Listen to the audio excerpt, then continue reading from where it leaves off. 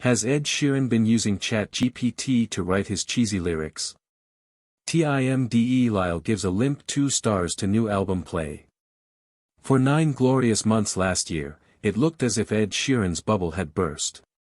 His latest and weakest album, Autumn Variations, had left the top 100 after only 8 weeks, whereas 3 of its predecessors managed 8 years. Empires fall, eventually. Sheeran's imperial phase was ending not with a banger, but a whimper. He cherishes his chart positions, so naturally he fought back. His next album was a greatest hit set, confusingly named += divided by X, tour collection. As it included Shape of You, the second most streamed song ever, it couldn't fail. Released last September, it has yet to leave the top 12. Now Sheeran has a new album, Play. First, the good news, it's better than Autumn Variations. It's brisk and buoyant, which is impressive as he calls it, a direct response to the darkest period of my life. His wife Cherry had been diagnosed with cancer while pregnant with their second child. His friend and mentor Jamal Edwards MBE died suddenly. Sheeran himself faced 2 court cases over alleged plagiarism. Cherry, happily, is now doing well, and so is that child, Jupiter, a sister for Lyra. The album even features some artistic development.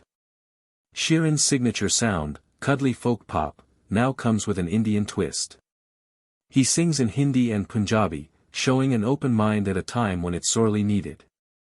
The bad news is that his music remains a mixture of the good, the bad and the grumpy. He's still apt to rap, unconvincingly. He's still inclined to gloat, I won both cases, and to act as his own defense counsel. I built my own bricks through constant playing, he claims, apparently unaware that bricks are laid, not built.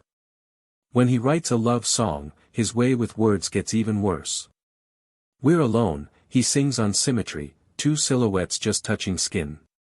There may be 3 of them in this marriage, Ed, Cherry, and Chat GPT. The sweetest track is For Always, a dad's ode to his daughters. The least sweet is A Little More, which discusses a friendship turned sour. Seeing how much mileage Taylor Swift gets out of her ex-lovers, Ed attempts something similar with his ex-friends. The most uplifting track is Sapphire, which is anthemic, if rather too reminiscent of early Sheeran.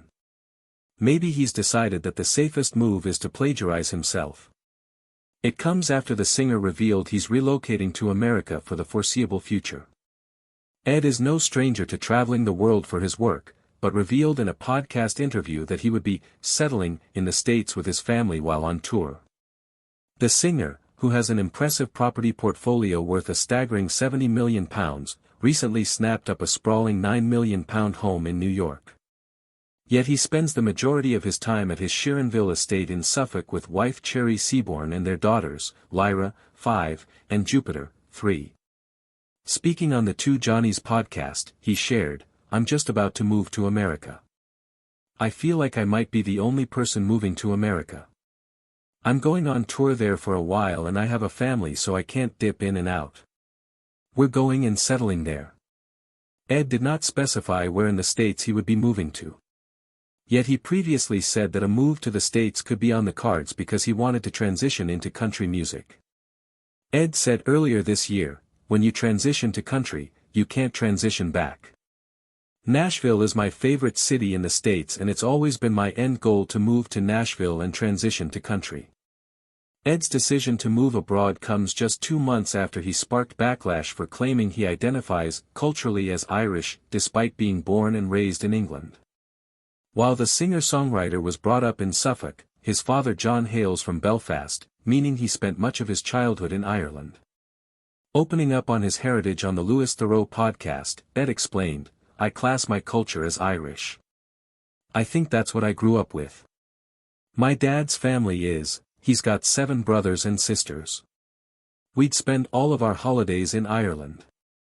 My first musical experiences were in Ireland, I grew up with trad music in the house.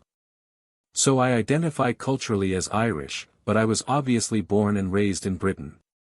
The Galway Girl hitmaker went on to say that he was really proud of his Irish cultural roots, and that he didn't feel that he had to just be British, as it was down to how you feel.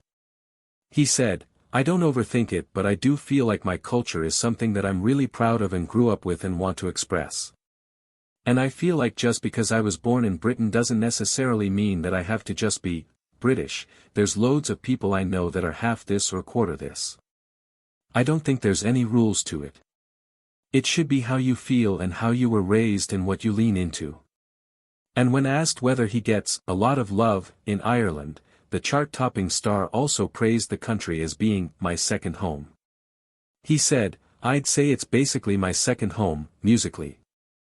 I'd say Ireland is the place that I am most successful musically.